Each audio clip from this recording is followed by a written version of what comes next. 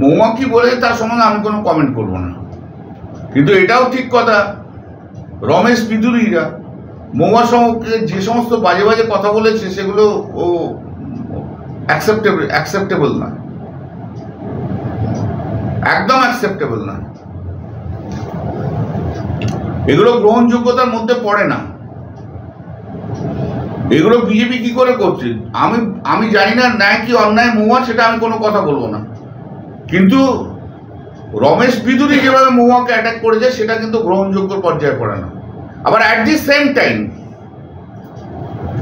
The same time পার্লামেন্টের চেম্বারের মধ্যে দাঁড়িয়ে রাজীব প্রতাপ রুডি মহুয়াকে সাপোর্ট করতে যে আমাকে থ্রেট করেছিল,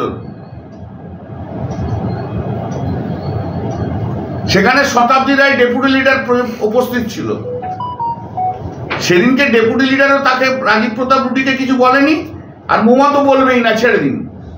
তো আমার বক্তব্য যে এখন রাজীব প্রতাপ রুডি কি বলছে, আমাকে যখন অ্যাটাক করা হচ্ছে তখন কিন্তু মহিলা মহল, আমাদের তৃণমূলের মহিলা মহল কিন্তু সব চুপ করে বসে থাকে।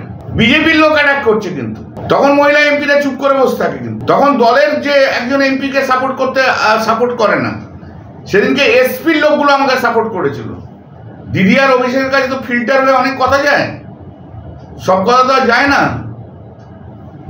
একটা ডেপুটি লিডার কি করে দাঁড়িয়ে দেখলো যে রাজীব প্রতাপ রুডি তার দলের এমপিকে থ্রেট করছে।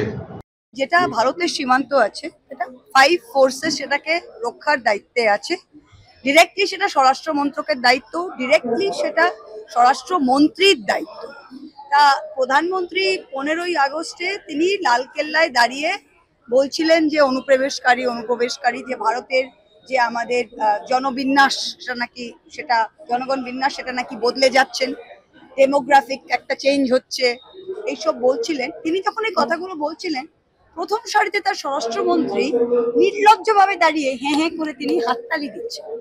আমি জিজ্ঞেস করছি, যদি ভারতের সীমান্ত রক্ষা করার আমাদের কেউ নেই, যদি অন্য দেশের মানুষরা রোজে শয়ে লাখে কোটিতে ঢুকে যাচ্ছে, যে আমাদের মা বোনদের উপর চোখ দিচ্ছে, আমাদের জমি কেড়ে নিচ্ছে, তা তোমার প্রথমেই তো অমিত শাহের মাথাটা কেটে তোমার টেবিলে দেওয়া উচিত। গত 2-1 দিন ধরে বিজেপির লাফাচাপি দেখে আমার খুব হাসি পাচ্ছে। আচ্ছা, আপনারা বাংলাকে জয় করবেন, আপনারা বাংলাতে 200 পার আপকে বার, আপনাদের কত গল্প, আপনারা নাকি সনাতনী ভোট সব পাবেন, কত কিছু। আচ্ছা, এত কিছু করার আগে প্রথমে আপনারা একটু সুকুমার রায়ের কবিতাটা পড়েন, ঠিক আছে? এত মুন্ডু কাটা নিয়ে নাচানাচি করছেন।